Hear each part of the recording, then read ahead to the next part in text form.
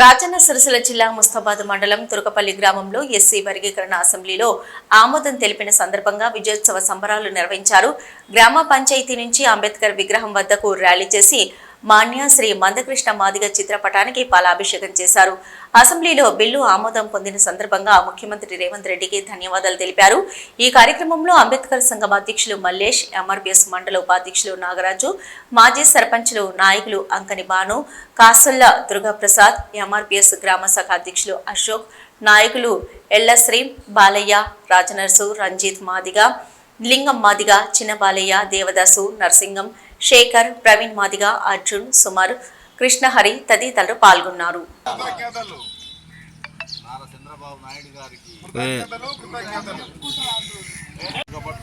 ఉద్యోగ రంగం వీటన్నిటిని ఆలోచించి ఎవరిని ఏ గ్రూప్లో పెట్టాలన్నటువంటి భక్తిలో వారి సుదీర్ఘమైనటువంటి ఒక గొప్ప ఇచ్చినటువంటి డివై చంద్రచూడ్ గారు కూడా నేను చీఫ్ జస్టిస్ గారు కూడా ప్రత్యేకంగా మన గ్రామం తరఫున మన జిల్లా తరఫున మన రాష్ట్ర తరఫున కూడా ప్రత్యేకమైనటువంటి కృతజ్ఞతలు చెప్తా ఉన్నాను. కాబట్టి మిత్రులారు ఈ పోరాటం తాగకూడదు.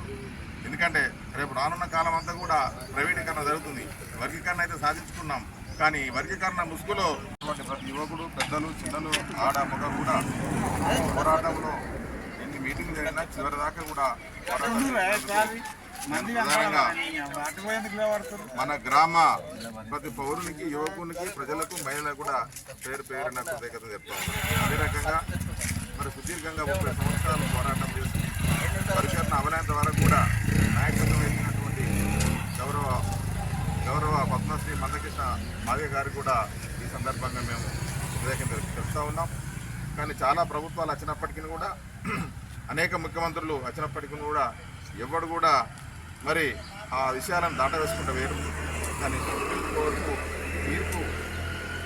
తీర్పు వెలువడగానే, సుప్రీంకోర్టు తీర్పు వెలువడగానే ఇండియాలో 29 రాష్ట్రాలలో ఏ రాష్ట్ర ముఖ్యమంత్రి కూడా మొదటిసారిగా నాకు దమ్ము ధైర్యం ఉంది, నేను చేస్తానని ముందుకు రాలేదు.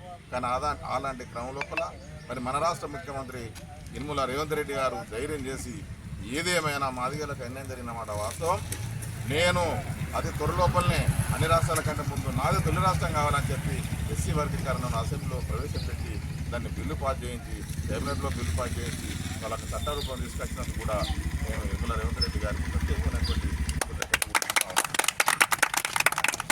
మరి అదే రకంగా ఈ పోరాటం ఇంతటితో ఆగకూడదు. ఈ పోరాటం అంతిమంగా మరి గత కాలంలో డాక్టర్ బాబాసాహెబ్ అంబేద్కర్ సాధించుకున్నటువంటి ఫలాలు అది ఉమ్మడిగా ఉండే, ఆ ఉమ్మడిగా ఉండే మూలంగానే 70-80 ఏళ్ల కాలంలో మాదిగ కులాలకు అన్యాయం జరిగిన మన వాస్తవం. అందుకోసమే ఆఖరి పోరాటం ఈ న్యాయమైన పోరాటం. కాబట్టి ఈ పోరాటాన్ని గుర్తించి అదే రకంగా పంజాబ్లో పోరాటం చేసి వాళ్ళు 1970 లోపలనే వర్గీకరణ సాధించుకున్నారు. ఆ సాధించుకున్న వర్గీకరణ 2024లో మనతో పాటు కూడా వాళ్ళకి కొట్టేయబడ్డది.